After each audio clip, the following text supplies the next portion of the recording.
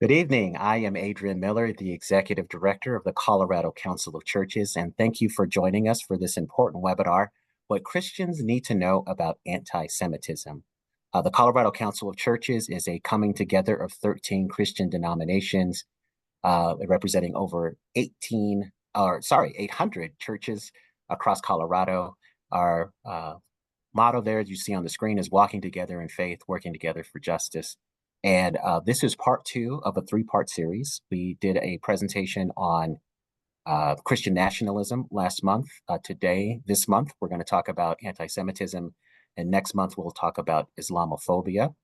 This is being recorded so that it will be shared on our social media and our YouTube channel for later viewing. So you can let people who didn't make it tonight know about this. Also, we will be taking questions at the end. So please use either the Q&A function at the bottom of your screen, or you can use the chat, which I will be monitoring. And with that, let me introduce our special guest tonight. Scott Levin is the Regional Director of the Anti-Defamation League's Mountain States region, which leads and he will lead our important discussion tonight. He is a Phi Beta Kappa graduate of George Washington University and graduated from the University of Denver College of Law, where he was a national moot court finalist.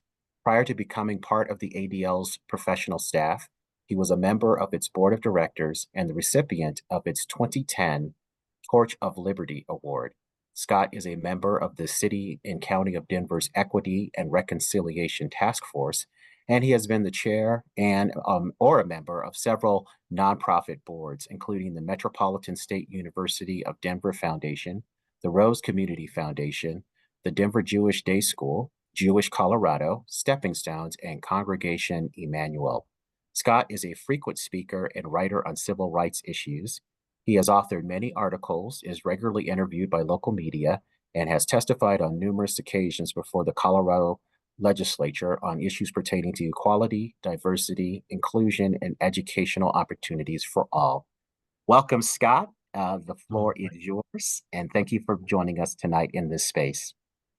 Well, thank you, Adrian, and what a privilege it is to be able to speak to all of you tonight. And it's really meaningful that people are interested in this topic. And as I'll be discussing, it's an unfortunate fact that so much hate is continuing to grow in all facets, including anti-Semitism. So again, thank you all for this opportunity. For those of you that I don't know, I just want to give a little bit of background to the Anti-Defamation League, or ADL. It's an organization that was founded in 1913. So we're really one of those legacy older civil rights organizations that were formed in that same period of time that the NAACP, Urban League, and other organizations got their start. We opened the first regional office outside of Chicago, where it was formed, in New York, where the national office moved, here in Denver, Colorado in 1941. So I'm really pleased to be standing on the shoulders of so many great leaders in this area. And we are one of about 23 offices. Our office in the Mountain States covers Colorado, New Mexico, and Wyoming. Throughout our entire history, we've had the same mission, which is to stop the defamation of the Jewish people and to secure justice and fair treatment to all. Stopping the defamation of the Jewish people is just another way of saying fighting anti-Semitism. They just didn't have those words much in use in 1913. So we both look to fight anti-Semitism and to secure justice and fair treatment to all, recognizing that in order to make the world better for any one of us, we have to make it better for all of us.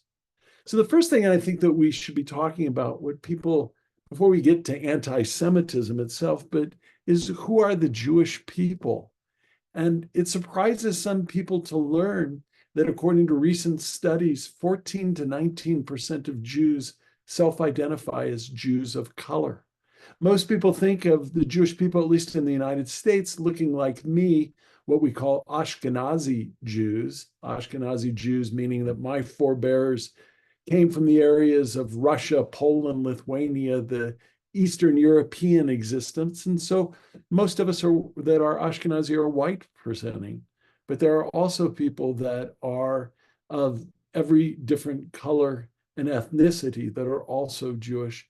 It might also surprise people to know that in Israel, the Jewish homeland or in the Holy Land, that over 51% of the Jews that are there are Mizrahi Jews, which is another way of saying that they're from the Middle East and North Africa.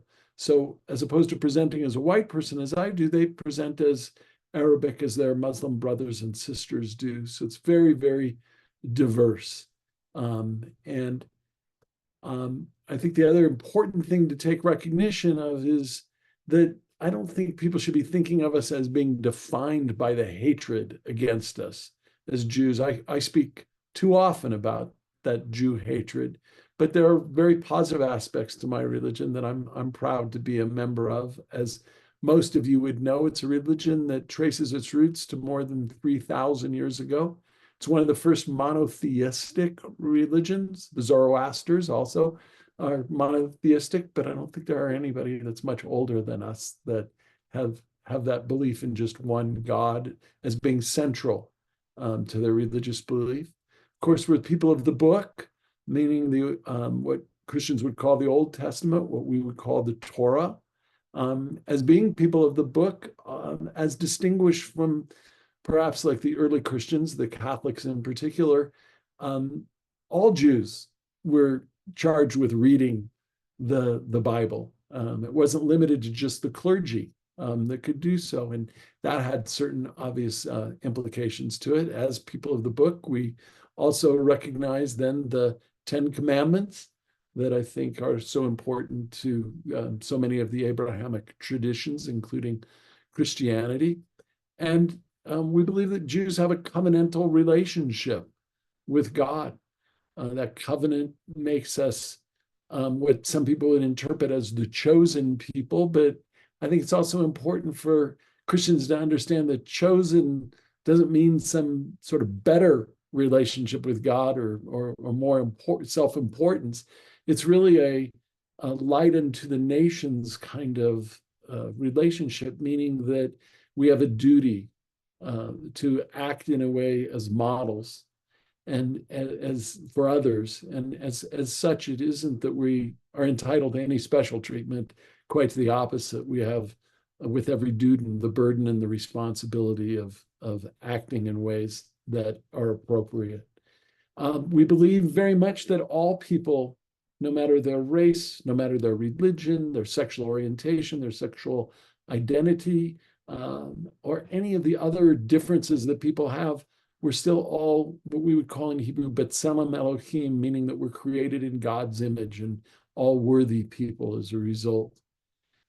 Community is very important to the Jewish people, both internal and external, recognizing that as a small minority, especially in the diaspora communities outside of the Holy Land, that we're dependent upon and need to be a part of our communities. Family, of course, is very important, especially in a minority targeted group. Those are the people that you can count on and that you need to and to honor. And then most of you, I'm sure, are familiar with the fact that in Judaism, unlike Christianity, in Christianity after the Reformation, there were separate doctrinal beliefs that each of the different Christian faiths brought to it. In Judaism, we're all Jews because we're born to it or we've converted to it in some form or fashion.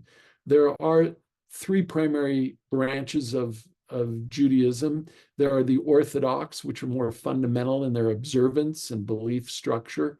And on the other side of that, there are the Reform, which is more of an informed consent way of understanding Judaism and making choices. And then there's the conservatives that are in the middle. In America, the Reform movement is the largest movement that exists worldwide. I'm sure it's probably more the Orthodox, but here in the United States, it is definitely people that are making choices as to what level of observance that they're going to have. As I indicated, we're small in number. There's lots of different numbers out there to find, but we're essentially 0.2%, 2/100ths of 1% of the world's global population that's there. And in the United States, we make up 2.4%. of our population. By a slight majority, there's more Jews that are living in Israel right now, and just a little bit less in the United States. And then there are communities that are in virtually most countries around the world.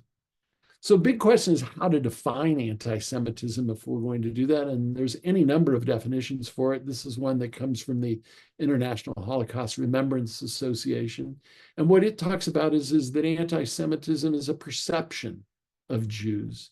And that's like a lot of different forms of hate, whether it's racism, homophobia, or any other forms of religious discrimination. It's this perception or this idea about the targeted group, and it's a hatred.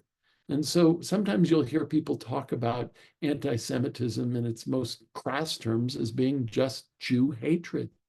There are rhetorical and physical manifestations, meaning that there are things people say and people physically do that are directed towards Jews, but they're also directed towards non-Jews.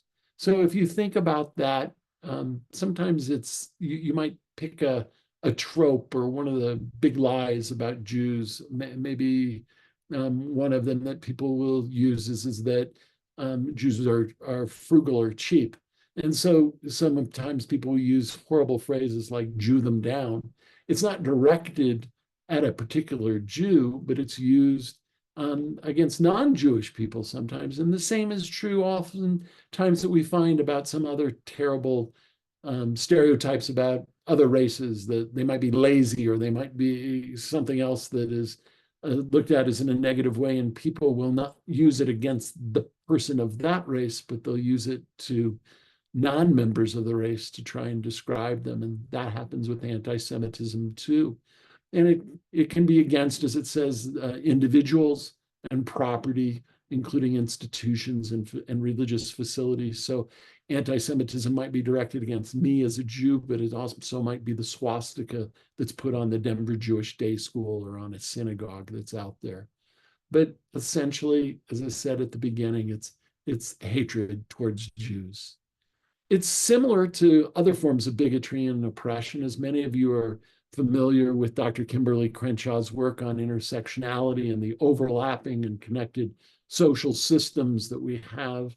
In the same way, I present as a white person in America with certain privileges, and I also am Jewish, and there are certain obvious ways in which I get targeted. And I think that that's the same that almost anyone in all of these different kind of identity groups can have. We get interwoven, as do all different kinds of groups do. But I want to talk to you a little bit about how anti-Semitism is different from other forms of bigotry. And one of the biggest ways is because it's built on a big lie. It's built on conspiracy theories that are there. And one of those are this list that I pulled here are just some of the top ones that have been around for a very long time. And as Christians, I know you understand that one of those big ones is deicide, the killing of Jesus. Killing of one's God has understandably been a progenitor for a lot of anti-Semitism for a couple thousand years. Now, I know that in 1962, that the Pope in Vatican II, it's called Nostra Aetate, came to the conclusion and made a religious finding and pronouncement at the time that not all Jews should be responsible for all time for the killing of Christ. That did a lot to try to help reduce some levels of anti-Semitism. Not everybody follows the Pope, of course. Not all Catholics follow the Pope, of course. The message isn't to everybody. But that concern about killing of one's God has been a real big progenitor, because it's not just blaming whoever may or may not have done it 2,000 years ago, but blaming me today for it. And if killing one's God wasn't enough, then there's the blood libel. This occurred during the middle of the 16th century primarily. And this wood carving that I have here, which shows Jews having, kidnapped away a small Gentile child and then bleeding him to death. And the lie is that that was done and that the blood was mixed into the ceremonial bread, being the matzah for Passover, which is coming up soon. Um, if killing one's God isn't bad enough, then killing one's children is there. Those would be very, very strong things to advocate for anti-Semitism. Disloyalty has been a big item today. That's in the form of allegations of dual loyalty, that someone's more loyal to Israel than they might be to the United States, which would be in some ways like saying that a French person is more liable to France than to the United States, or an Englishman is to England than to the United States. It is true that that as a Jew, I can get citizenship in Israel, and in the same way that I think that people can get dual citizenships in other places, but it doesn't mean that all Jews have loyalty that's to Israel instead of to the United States. Another big one that's out there is this denial of the Holocaust and abuse of the Holocaust. And it's very hard for those of us that are literate, knowing, rational human beings, but there are still people that deny that the Holocaust took place, even as we still have the last remaining survivors. And we certainly have many, many, many children of survivors, people that are here, and so many people that were lost and killed during it. But in addition to what I would say is the wacko sort of theories that deny that the Holocaust occurred, there's also another thing that you should know about, which is the abuse of the Holocaust. And that is that in these divided times, that people, when they disagree with each other, they end up oftentimes, especially on social media, start comparing the worst evils or the things that they don't like to the Nazis or to the Holocaust or to Hitler or something like that. And I like to say that there's really nothing that compares to the Holocaust but the Holocaust, because of its unique scope and scale of what it did. But, to say that you don't like somebody's position on abortion, that it therefore makes them a Nazi or something, is just wholly abusive, and it is a desecration to the memory of those that died, and again, to acknowledge those that survived.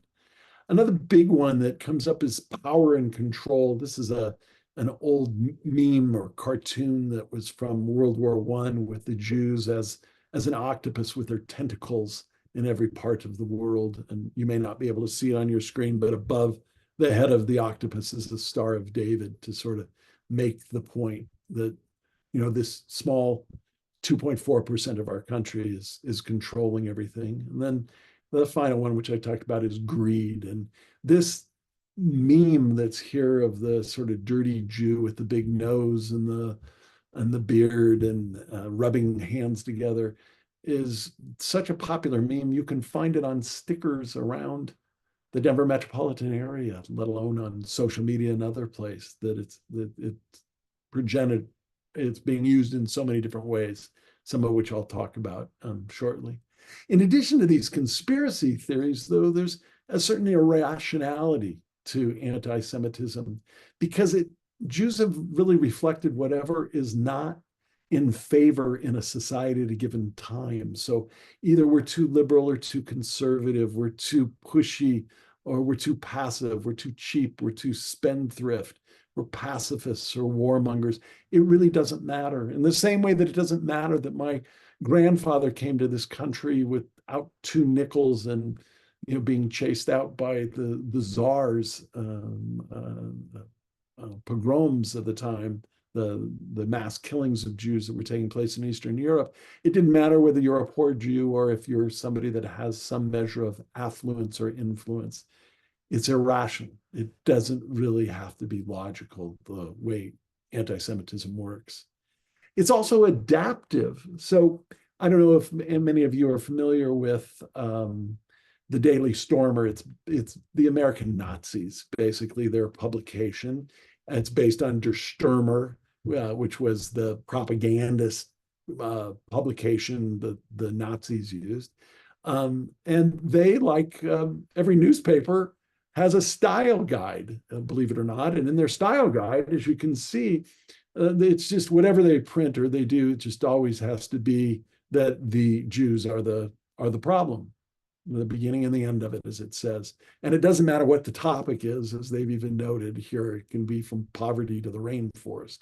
And so you've got that, and then it's adaptive because you also have here one of the leaders, Marwana Abu Ras, one of the leaders of Hamas, saying that the Jews are behind each and every catastrophe on the face of the earth. So, whether you're coming from left, right, up, down, north, south, it doesn't matter. You're going to find a way to fault the Jews. Now, it should be very clear why I care about anti-Semitism, because as a Jew, I don't just look at the last 50 years in America, that while we've had an increased number of anti-Semitic incidents, for sure, there's been relative safety and successes as Jews have assimilated into America and taken some positions of safety that's there. But as Jews, I just want people to understand that we are really looking at it from a cycle of innumerable times where there's been these short spurts, as it says, of success and safety, but for which they've often been followed by much, much worse things. And the United States is a bit of an anomaly, to be honest with you. This is really the first place where for more than 3 or 4 generations, the Jews have actually, despite all the issues that have come up, been relatively safe as compared to Nazi Germany or the pogroms of Eastern Europe or the Crusades. So we have this sort of in genetic almost memory of why we're so concerned.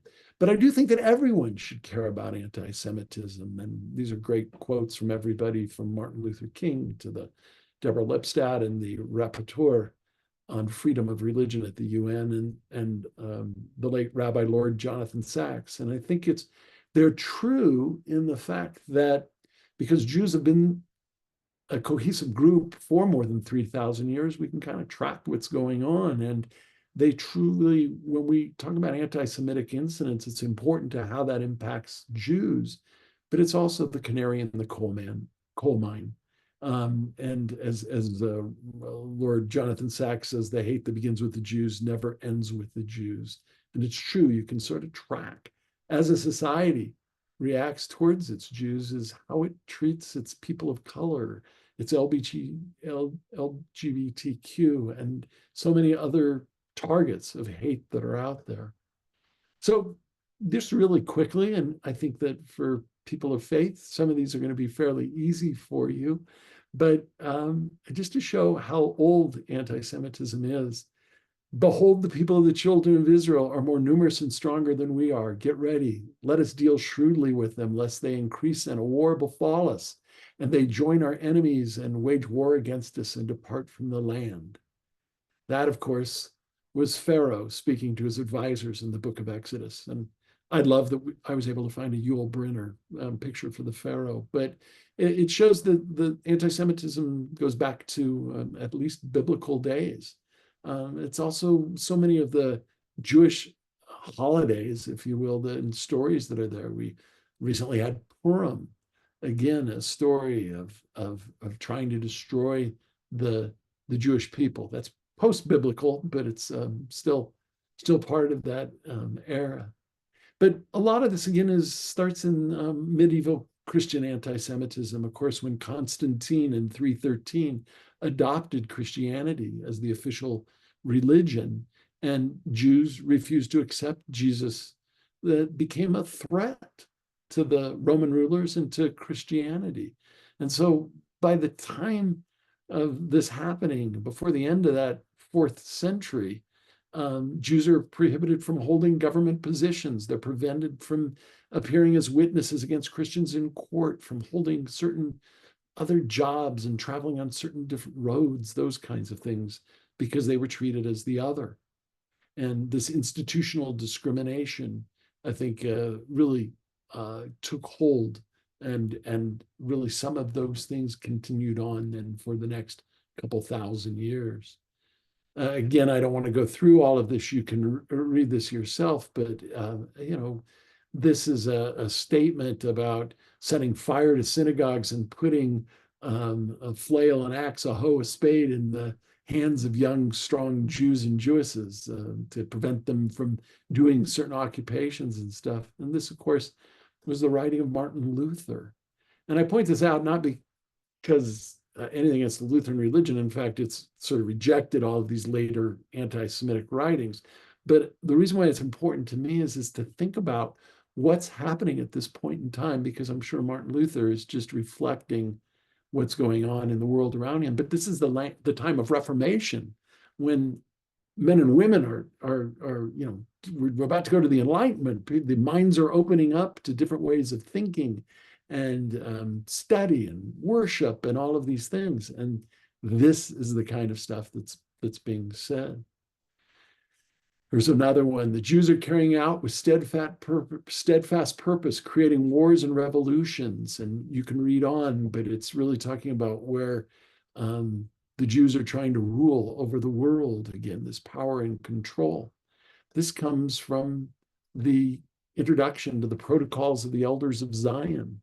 So the Protocols of Elders of Zion, for those of you who don't know, this is attributed to the Tsar's secret police, put together a fake book that falsely pretends to be a transcript of the meeting of the elders of the Jewish faith who are coming together to plot to take over the world. And a lot of those tropes that I talked about before are written down and discussed in it. I put up here just 5 copies of it in different languages, but you can buy it in almost any language that's out there, and it's still being printed. It's still being taught, unfortunately, in some madrasas and other places around the world that's there. And it's just virulently anti-Semitic. One really quick thing to note, and those of you that are old enough will recall that when Amazon first started, before you could buy your toilet paper during COVID on it, it was a bookseller. And you can buy the Protocols of the Elders of Zion on Amazon. ADL, being a First Amendment organization, didn't go to Jeff Bezos and the people at Amazon and say, you can't sell this. Instead, we said, if you're going to sell it, can we at least have a little pop-up appear that explains the history and the nature of what the protocols are? So again, you can still buy it today, but if you go to Amazon, if it's working right, you get a pop-up that explains it. Hang the Jew was when the story of Leo Frank, and that was really one of the things that started in the era of the Anti-Defamation League. He was arrested in 1913 when he was managing his family's pencil factory in Atlanta. And one of the 14-year-old employee girls was found raped and murdered there, and he was blamed. And it was, again, a really terribly anti-Semitic trial. Everybody knew it. He was convicted. The governor even knew it, and he commuted the death sentence while it was on appeal. And while it was on appeal, the community leaders of Atlanta in that area went in and broke him out of jail. And it's one of the few cases where vigilante justice resulted in a white person being lynched at that time. And again, that was the atmosphere that ADL was founded. I know who caused the war, World War I, the German Jewish bankers. I have evidence here, facts. I can't give them to you right now because I haven't got them all yet, but I will soon. We've heard that kind of talk that goes on, and a hint as to who this is. I saw this on a Ken Burns documentary, and I thought it interesting. The same person who said, if fans wish to know the trouble with American baseball, they have it in 3 words, too much Jew, and that's Henry Ford. Henry Ford was just really anti-Semitic. He was mad at baseball because Hank Greenberg was negotiating his contract, and Ford was a Detroit baseball fan and didn't like what Hank Greenberg was doing. But worse than that, Henry Ford bought a newspaper from suburban Detroit called the Dearborn Independent. And it was a weekly that came out, and he published in serialized form the Protocols of the Elders of Zion. And if you bought a Ford car at that time, you got, you're with your Model T, a copy of the Protocols of the Elders of Zion. Now, he later recanted. He sent a letter to the ADL in 1945 apologizing for all of his virulent anti-Semitism, clearly after the Holocaust became known and he didn't want to be associated with it. Plus, I think there was probably a lawsuit involved. And then this quote is every year makes them, the Jews, more and more controlling masters and producers in a nation of 120 million. Only a single great man, Ford, to their fury, still maintains full independence. And that's from Adolf Hitler in Mein Kampf, who, of course, took it to an entirely different level. Again, an interesting side note, Ford was the only American mention. Now, before we get into World War II and the Holocaust, one thing that I think people should recognize, I don't know if any of you have seen some of those dystopian alternative universe kind of things like Man in the High Castle and some of the others. What would happen if the Nazis had won in America? So I often ask people if they think this is an HBO drama or if it's reality. And unfortunately, it's reality. This is over 20,000 people in Madison Square Gardens in 1939, where they are doing their Heil Hitler salutes in front of Nazi-ish type flags and a stylized George Washington flag even in the front of it, and trying to keep America out of the war and to feed their anti-Semitism. And this is George Lincoln Rockwell and his people in front of the Nazi flag, you know, their brown shirts and their Nazi armbands that are on them. And it was even beyond that as they did march down Fifth Avenue in Manhattan, and they had their summer camp for Aryan youth on Long Island that was going on so they could learn Nazi ideology. And then, of course, you know, we have the Holocaust, which is the worst case. You know, the word genocide was actually invented to describe what the Nazis did there. And, you know, we have to question, what is it that made the Holocaust possible? It was obviously years and years and years of anti-Semitism, but it was also this sort of public identification and exclusion of Jews as the other, the propaganda, the legal discrimination, the organized violence, the physical displacement, the dehumanization, all of those things that went into it. And then, you know, after World War II, it may have gone down because some people didn't want to be associated with the Nazis, but it is in history. It remains a current event. You'll know this phrase, Jews will not replace us, because it's what they marched with their tiki torches across the UVA campus in 2017. They called it Unite the Right. I like to call it Unite the White because of all of the terrible white supremacist groups that were there. But I want to just make a quick point because I think it's important for people to understand when they marched across the campus, they weren't thinking that Scott Levin or Jews were actually going to take their jobs. This is part of what's called the Great Replacement Theory. The Great Replacement Theory posits that Jews, again, being the controlling behind the scenes masters that we supposedly are bringing in Black people and brown people and Asian people and whoever the white supremacists think are the least desirable. We're bringing them in to replace the white man's job so that we can control them. And so it's replacing them through those means. But this great replacement theory is another really big progenitor of anti-Semitism, at least amongst these extremist groups. All Jews must die is the worst, you know, killing. This is the Tree of Life synagogue in 2018. I don't think we'd had anything like that in the United States before, where these innocent people died for no other reason than the fact that they were worshiping on a Shabbat morning, a Sabbath morning. An interesting thing to notice is the guy that went in to kill them didn't go in just because he hated Jews. I'm sure that was part of it, but it was the highest, the Hebrew Immigrant Society, which helps bring in immigrants to this country. It brought in my grandparents. Today, it brings in people from all over the world, primarily working in the African nations today in South America. But it was Immigrant Weekend, Shabbat. They were doing a Shabbat service where they were going to be talking about how important immigrants are. And he was really mad at the Jews for having done that. And he found this synagogue to take that anger out on. And 6 months later, we had this happen in Poway, outside of San Diego, California, where Lori Gilbert Kay gets shot and the rabbi gets wounded. And what's interesting here, and I made the note that Jews are preparing a meticulously planned genocide of the European race.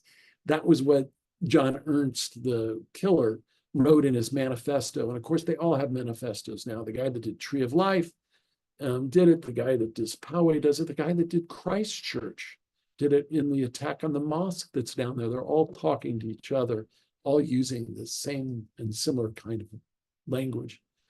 To me, as an American, this is the one that gets me also. A republic, if you can keep it, you might know those were the words of Benjamin Franklin when he was coming out of the Constitutional Convention, and they asked him, "What have you created?" The reason I point that out is because, as terrible and awful as January 6th was to this country, and it was devastating, in and amongst this is this guy that's in the left photograph. You may not be able to see it on your screens, but he's wearing a shirt that says Camp Auschwitz on it. On the back, it says counselor. And that's in the middle of this. In the middle, the numbnut that's got Speaker Pelosi's lectern and is walking across the rotunda, somebody juxtaposed with this frieze that you might recognize from the Arch of Titus in Rome, the sacking of Jerusalem, where, again, if anybody questions if there were Jews there 2,000 years ago, they're stealing all the religious objects from the temple at that time. And then the note at the top is I love it when Zog, Z-O-G, loses. Z-O-G, of course, stands for, among the supremacists, the Zionist occupied government. And then the guy on the far right with his XMWE, as if he's got a WWJD, what would Jesus do on it? He's got something much more nefarious on it. This is a Proud Boy. This is right before January 6th takes place, but same sentiments. 6MWE stands for, believe it or not, 6 million wasn't enough. And that's where you gotta let that sink in. So when we got to coronavirus, that in itself became a case study. Again, the wood carving there that you can find in churches across Europe of the bloodletting, that the blood libel's all about. Below that is like looking at a coronavirus under a microscope and having a stereotypical Jews being the virus. And of course, the Asian community was affected much worse than anybody during coronaviruses. They were wrongfully blamed as if they had caused coronavirus. And this second cartoon over is that if you're going to blame the Asians for having caused the virus, then you're going to blame the Jews for profiting off of it with that check. And the next one is that happy merchant again, rubbing his hands together with the virus. And then this lovely woman on the right, she's wearing a yellow star, akin to the yellow stars the Jews were forced to wear in the 1930s so they could be easily identified and carted off to the concentration and extermination camps. And it says on it, if you can read it, it says not vaccinated, as if, being told by people who care about your health, whether you're right or wrong, people that tried to get vaccines out, I think they were right, but trying to get vaccines out to people to try and save their health is somehow akin to the people that were murdering Jews. That's just Holocaust abuse at its worst. We also have seen up and down here in Colorado, we've seen up and down the Front Range, but we've seen it across the country, this white supremacist propaganda. And I've just picked a few samples that are up there. They might be a little bit hard to read, but what these guys do is they go print out their flyers that blame Jews for everything from pedophilia to COVID to abortion and gun control, whatever is the thing that they want to get out there. They take these flyers, they print them out, they put them in little plastic baggies and put rice or small rocks in it, and then drive around and throw them onto people's front yards. And they're throwing them at Jewish people's houses. They're throwing them to non-Jews' houses primarily that are out there. And it's very, very unsettling to people for this to happen. It's very akin to what the Ku Klux Klan used to do when it used to disseminate its stuff. And as you can see on the left, this has just been going up in incredible numbers. So I do want to talk to you just quickly about some of the numbers that are out there. According to the FBI's latest hate crimes report, the overwhelming majority of hate crimes based on religion are against Jews. And again, that's not to say that they're going against Muslim people or Sikhs or Hindu or Zoroaster or other people. the Jews are really getting the lion's share of it. By the way, when you disassemble the hate crime statistics on religion, it's also against Christians that hate crimes take place as well. I think if I can get it to advance, there we go. We just came out today. This is hot off the presses, and from a day of lots of interviews on media today, with our accumulation and report on the number of anti-Semitic incidents. And as you can see, they've gone up. They were already going up at historic rates. They were going up at historic rates on October 6th, before the war in Israel, when Hamas attacked from Gaza into Israel. It went up like a hockey stick after that, but they were already at really, really high levels leading into it. It just was following the trajectory that we've had over several years. From 22 to 23, there was a 140% rise, and they've been rising in all levels. We had bomb threats, and as people of faith, I'm sure you'll understand this, that again, before October the 6th, there was a bomb threats that were being called into Jewish institutions at Temple Emanuel here in Denver in the middle of a funeral service. They got a bomb threat, and people at their most vulnerable time being asked to leave the sanctuary as a result of that. My office was swatted, where someone called the SWAT team out saying that there had been someone that was shooting people there. Just terribly dangerous to have people burst in with their automatic weapons to see what's going on. But clearly lots of increase of harassment and stuff, things that have been happening in K-12 schools and on college campuses have especially been a part of with anti-Semitism. Here in Colorado, these are our numbers. We went up 199% is what it turns out, from 71 to 198. That 198, by the way, is more than the prior couple of years together that were going on. So it's just the anti-Semitism has just continued on this just terrible, awful trend, making Jews feel vulnerable. And I think I just need to meet the moment and take just a couple of minutes before I open it up for questions to recognize also what this impact has been since October 7th. That was a Jewish holiday that this occurred, when the terrorists came in at the music festival and killed and kidnapped these kids and went out to some of the kibbutzes and some of the villages that were near Gaza and killed them. Before we get to questions, because I'm sure some people will have it, I want to make it really clear that we do not believe that opposing the policies of Israel is anti-Semitic. It's just not. In the same way that opposing the policies of the United States doesn't make any of us anti-American, and I'm pretty sure most of us oppose many policies in the United States, so it's not there. One of the challenges I think that we have today is over the word Zionism, because it's taken on much more than what the definition or the meaning of it was. Zionism is just simply that the Jewish people are entitled to a land of self-determination, like all people, including the Palestinians, are entitled to, and that it's in the ancestral homeland where they've had a country now for 75 years that's there. But for a lot of people, Zionism has taken on the worst of everything that's going on there, the things that I don't like about Israel. I'll admit, I'm not a fan of Bibi Netanyahu. I oppose settlements. I don't like many of the policies that are there. But I can still be a Zionist because I think that Jews are entitled to a homeland like others are.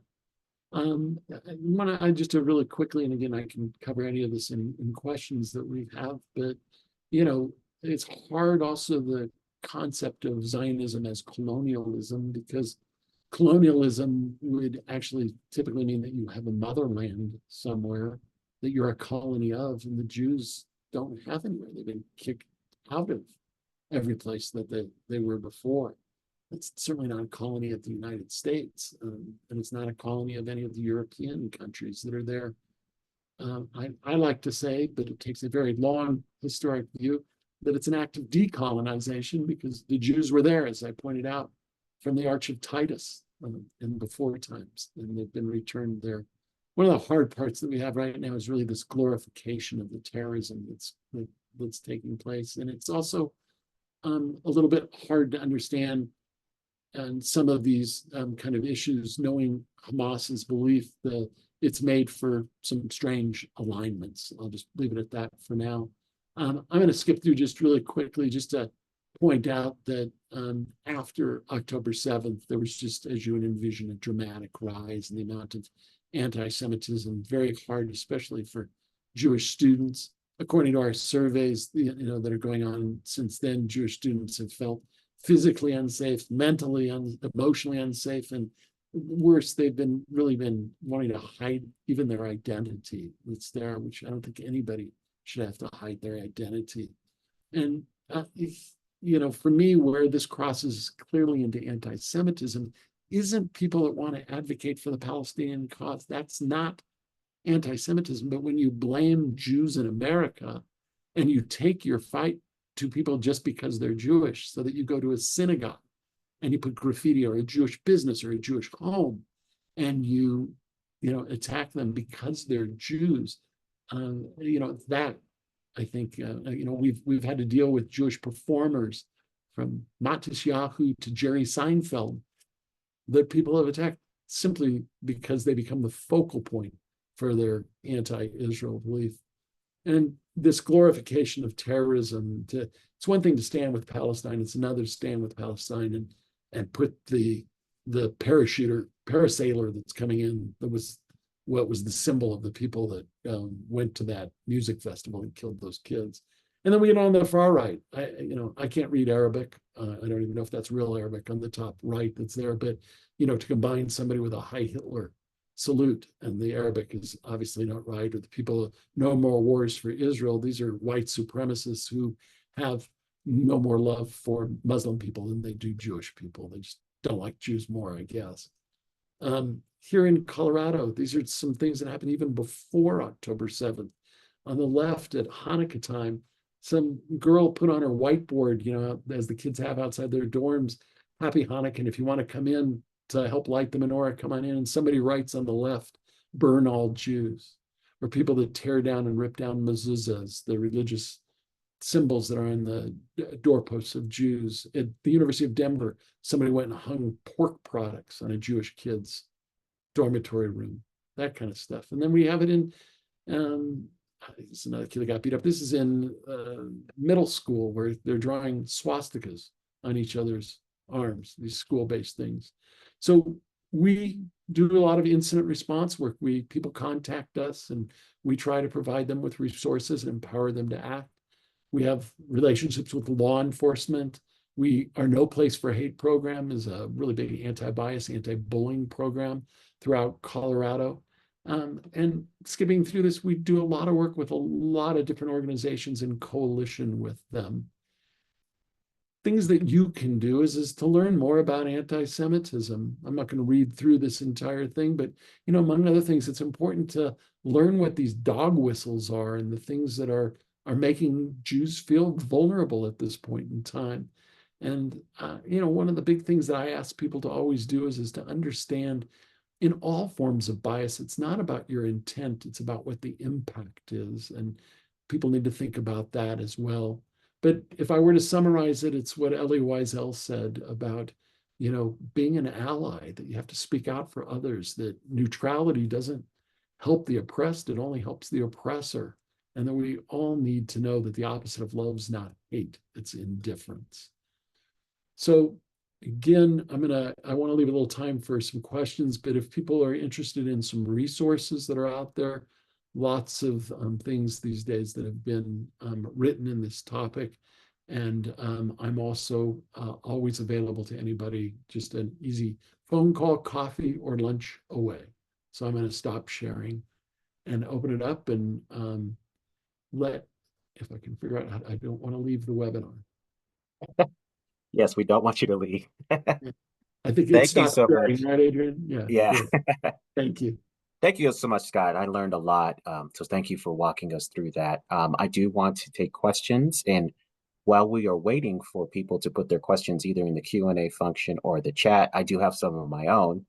So I really did not, I'd never heard the blood libel trope until tonight. So I'm curious, how far back does that trope go?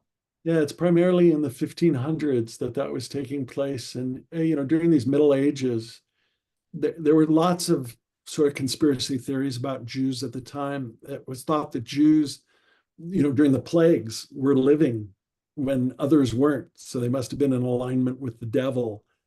Sort of some of these crazy things. And, some people have theorized over time. Those of you that know some of the rituals for Passover, that's when we do our ritualistic cleaning of our houses and make sure that the chametz or the dust and the dirt is out.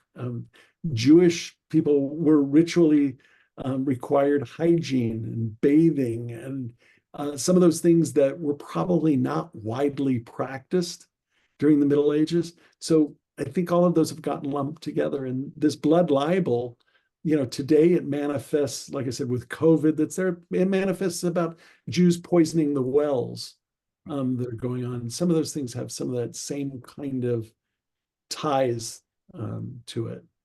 Hmm. So here in Colorado, can you point to any success stories in collaboration with maybe a Christian church or community, people taking action to really raise awareness and try to mitigate the spread of this anti-Semitism and hate crimes? Well, yeah. I mean, first outside of just the church context, but as I think we've been very involved with our Hate Free Colorado Coalition, which is a coalition of 18 different organizations from One Colorado and the Center and out Boulder to Meet the Middle East and the Multicultural Mosaic, the Interfaith Alliance, and NAACP, others working together really against issues of hate that have gone on. And for me, the most successful thing that we've been doing with Christian churches and organizations is things like this, just being able to talk and be in community. I've had the pleasure of being on some podcasts with some of our friends and other things to just sort of so we understand each other better.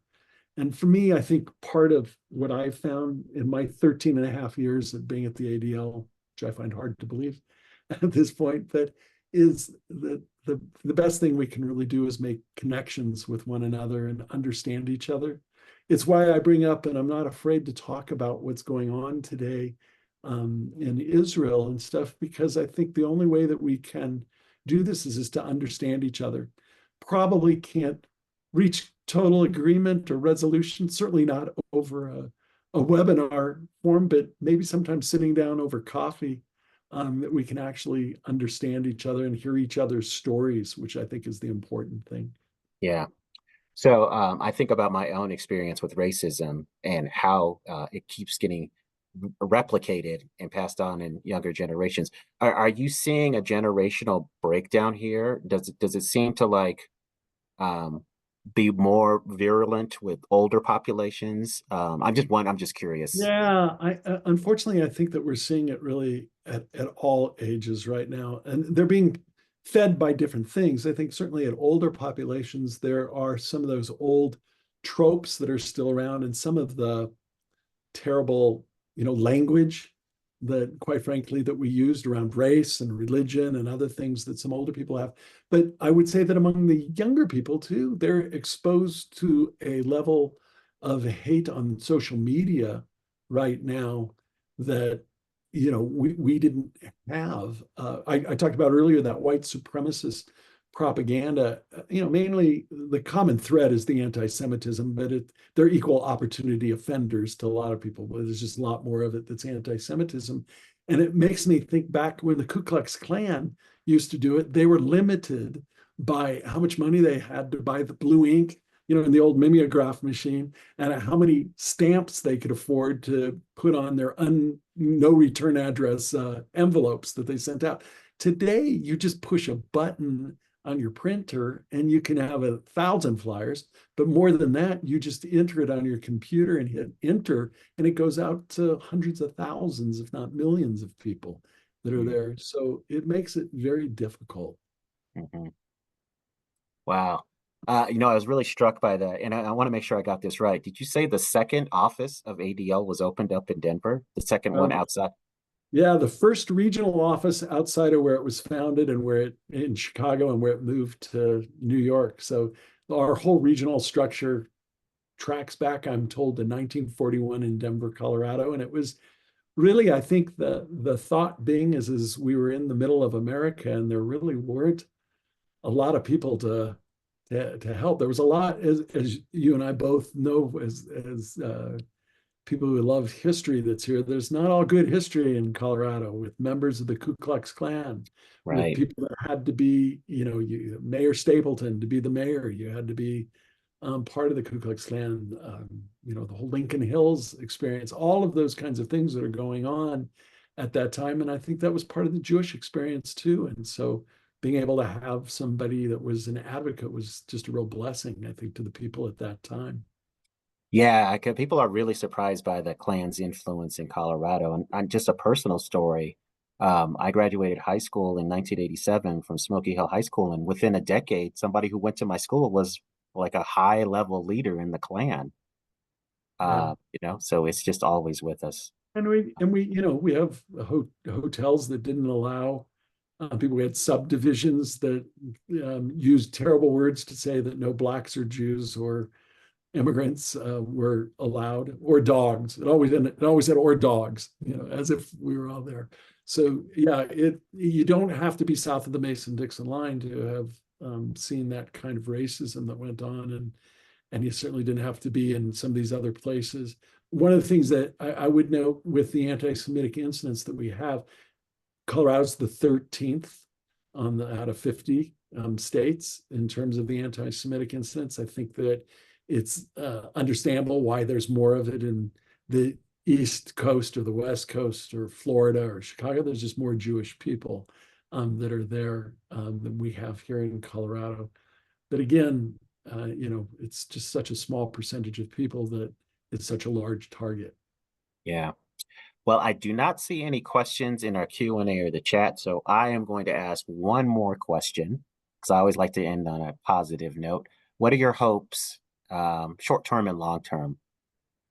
Well, right now, my hope is for peace for everybody. As a Jew, I hope for the return of the hostages that have been there now in captivity for more than 6 months, and that's really just a difficult. We're coming up to Passover, a time of liberation and freedom. That's been such a great model for all peoples, I think, that have been enslaved, that are there. But it's also a story of resilience. So that's kind of on my mind right now, that 3,000 years of anti-Semitism, as I pointed out, and we're still here, and I'm glad to be. My hope is that, and my prayer is really that it's only by being in community with one another that we can make this happen. My favorite quote that motivates me and my view of my religion and of my role in the community is from the great Jewish sage Hillel. Hillel the Elder was reported to have said in the Pirkei Avot, which is a book called the Writings of Our Fathers or of Our Parents. And he said, if I'm not for myself, who will be for me? Meaning we really have to stand up for ourselves, each of us. But he then asked the next question, which is, if I'm only for myself, what am I? And that we have to all be for more than ourselves, and it just can't be all about saving ourselves. And then he asked the third question, which is, if not now, when? And we hear that in so many contexts, from the urgency of now that Martin Luther King spoke about, to I always laugh, the first week of every January you can drive by any fitness studio and it'll have that on the sign, if not now, when? And I always think that's quite funny because they have no clue where that came from. But I Yeah. think that urgency of now is so important because we can never escape racism, anti-Semitism, Islamophobia, homophobia, any of the targets against people just for who their identities are. And we need to stand up for ourselves. We need to stand up for others, and we need to do it now. Yeah, thank you so much. Well, as a benediction, I'm going to quote Pastor Alicia, who's in Colorado Springs, really cool person in Colorado Springs who joined us tonight. And I think sums it up for all of us, saying thank you so much for this webinar. Super helpful and insightful. Yeah, that's So so nice. thank you for blessing us. Again, Adrian Miller with the Colorado Council of Churches. We're thanking Scott Levin for talking to us about what we need to know about anti-Semitism. We are going to, again, put this on our social media and our YouTube channel. And we will also create a web post to list those resources that you provided on how people can be an ally and also the books that you have recommended. Again, this is part 2 of a 3-part series. And so next month, we will be hearing from someone to talk about Islamophobia. So thank you again for joining us. Blessings to all of you. Peace. Thank you. Be well. Yeah, you too, my friend.